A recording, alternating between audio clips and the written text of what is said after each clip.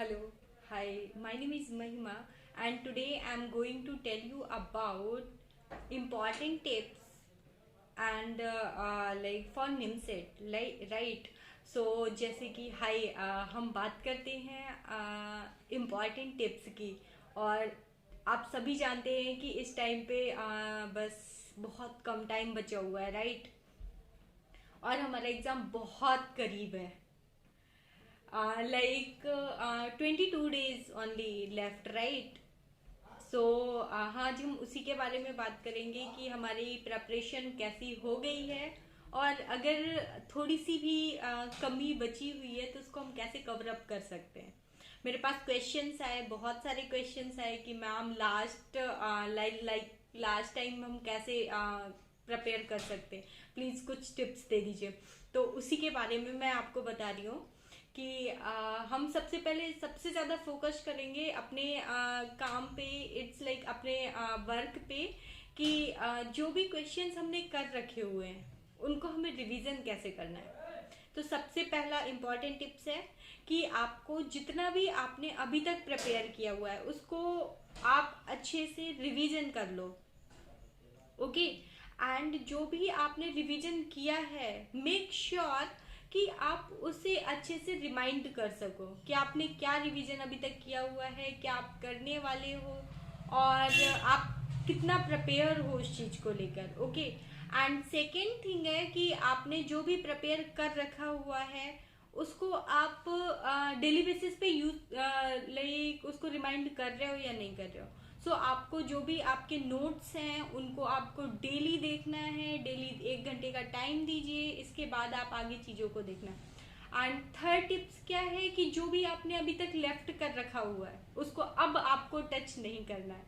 आपको सिर्फ उन्हीं चीज़ों पे फोकस करनी है जिसको आपने अभी तक बहुत अच्छे से पढ़ा हुआ है, जिस पे आप अच्छा परफॉर्म कर सकते हो। सो कोई भी न्यू टॉपिक अब आपको छूना बिल्कुल भी नहीं है कि आप सोचो कि नहीं अब लास्ट टाइम में चलो मैं न्यू टॉपिक्स भी देख लेता हूँ।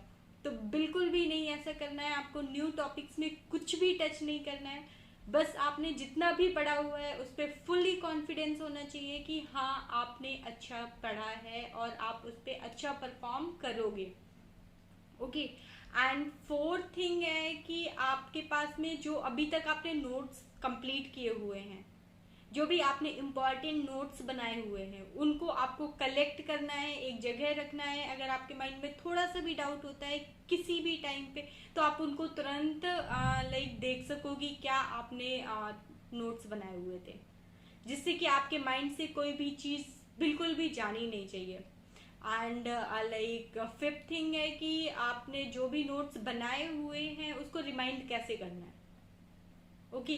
सो रिमाइंड करने के लिए मेरा ये मानना है कि जब भी आप स्टडी करो, स्टडी करने के बाद में 5 मिनट या 10 मिनट उसको मगअप करने की कोशिश करो कि लाइक हाँ आपने ये रिमाइंड लाइक आपने ये पढ़ा, ये पढ़ा, ये पढ़ा, तो सारा आपके माइंड में चलना चाहिए।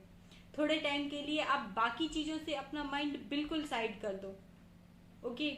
सिर्फ उसी चीज़ पे ध्यान दो जो आपके लिए बहुत ज़रूरी है, लाइक आपको रिवीजन वाला पार्ट अच्छे से देखना है। सारे अनसॉल्व को एक बार फिर से रिवाइज करना है हमें, और इस बार रिवीजन में हमें कॉपी और पेन नहीं उठाना है। इस बार सिर्फ हमें पेपर उठाना है, पेपर उठा के हमें चेक करना है कि हमें कितने क्वेश्चन है जो हम मतलब विदाउट कॉपी पेन टच किए हम सॉल्व कर सकते हैं, ओके। सो वो आपको अपने माइंड को एकदम सेटअप करना है कि कुछ क्वेश्चंस हमें 30% क्वेश्चंस हमें विदाउट टच किए हुए पेन को सॉल्व करना है।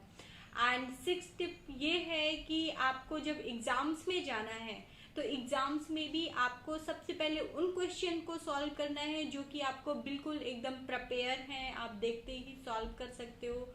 थोड़ा सा आप सॉल्व करने की कोशिश करोगे और आपका क्वेश्चन सॉल्व हो जाएगा और आंसर बिल्कुल इजी लाइक करेक्ट होगा, ओके।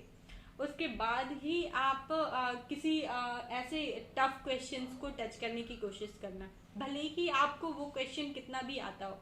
आपको ये बिल्कुल भी नहीं सोचना है कि नहीं ये क्वेश्चन मुझे आता है, पहले मैं इसे सॉल्व कर लेता हूँ इसके बाद में बाकी के क्वेश्चन सॉल्व करूंगा, नहीं। आपको आता है, अगर आपको सॉल्व करने वाली चीज़ है तो उसको थोड़ी देर बाद सॉल्व कीजिएगा। पहले आप उन क्वेश्चन को सॉल्व करो जो आपको डायरेक्टली टिक करने हैं, जिससे कि वो जो टिक करने वाले क्वेश्चन है, सॉल्व करने वाले की वजह से आपके क्वेश्चन छूटे नहीं, कि आपको बाद में टाइम नहीं मिला बट आप सॉल्व कर सकते थे।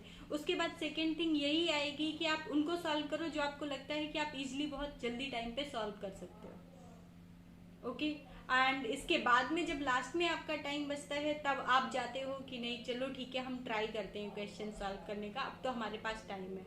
सो OMR सीट भरनी बिल्कुल मत भूलना, बीच बीच में उसे फिल करते रहना जिससे आपका कोई भी क्वेश्चन छूटे नहीं। Okay, and this is the time कि आप किसी भी सिलेबस को छोड़ नहीं सकते हो, राइट?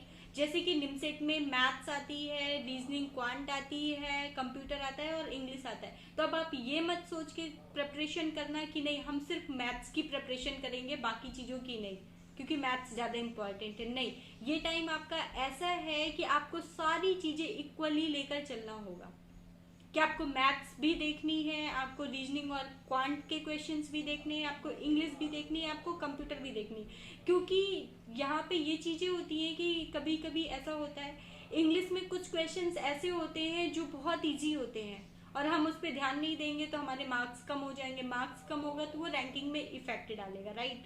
तो आपको वो भी सॉल्व करना है, कंप्यूटर भी देखना है कि अगर उसके 5 या 6 क्वेश्चन भी आपने सॉल्व कर लिए तो सोचो वो आपका प्लस पॉइंट है आपकी रैंक इंक्रीज करने में, आपके सिलेक्शन को इंक्रीज करने में, राइट? तो आपको कोई भी टॉपिक कुछ भी छोड़ना नहीं है, आपको सारी चीजें इक्वली देनी है, इक्वली टाइम देना है। आपका प्रोसेस जो टाइमिंग का था वो थोड़ा ज्यादा बढ़ा दीजिए एंड ज्यादा टेंशन नहीं लेनी। सबसे मेन चीज ये टाइम ऐसा है कि जो भी जितना भी आपने पढ़ा हुआ है आराम से उसे सॉल्व करना है। अब आपको टेंशन लेने की बिल्कुल जरूरत नहीं है कि पता नहीं लाइक होगा या नहीं होगा, टेंशन ले सकते हैं या नहीं ले सकते, बिल्कुल टेंशन लेने की जरूरत नहीं है। सो ये कुछ टिप्स थे जो आपको अब ध्यान में रखना है कि आपको पढ़ाई कैसे करनी है। आपको नए टॉपिक्स टच बिल्कुल भी नहीं करने हैं, जो आपने कर रखे हुए हैं जिनमें आप कॉन्फिडेंट हो उनको रिवाइज करना है, उनको एक बार फिर से चेक करना है कि आपको कहाँ पे प्रॉब्लम हो रही है, नहीं हो रही है, तो दूसरे टॉपिक पे हम कितना टच कर सकते हैं, कितना ध्यान दे सकते हैं, राइट? एंड बाकी की चीज़ें भी आपको सारे क्वेश्चंस देखना है एंड क्वांट एंड रीजनिंग में भी थोड़ा सा ध्यान देना है, बाकी की चीज़ें प्रैक्टिस थोड़ी सी तेज करनी है। अब ये टाइम ऐसा है कि आपको पेपर लेना है और अपने लाइक पेपर पे टाइमर सेट करना है कि आप एक क्वेश्चन पेपर कितनी देर में सॉल्व कर सकते हो। सो टाइमर सेट करना बहुत जरूरी है। आपको टाइमर के अकॉर्डिंग क्वेश्चन चेक करना पड़ेगा कि आप कोई भी क्वेश्चन है, मैथ्स का है, इंग्लिश का है और लाइक क्वांट एंड रीजनिंग का है या फिर कंप्यूटर का है, तो आपको कितना टाइम लग रहा है उसे सॉल्व करने में, उस अकॉर्डिंग आपको देखना पड़ेगा एंड फिर आप टाइम सेट कर सकते हो कि 2 घंटे में आप कितने क्वेश्चन सॉल्व कर सकते हो, कितने क्वेश्चन आप सॉल्व कर सकते हो, कितने क्वेश्चन को आपको मतलब मगअप करना पड़ेगा जिससे आप उसको वहीं पे टिक कर सको, राइट? सो ये कुछ छोटे से टिप्स थे। सो बी टेक केयर एंड अपना ख्याल रखना।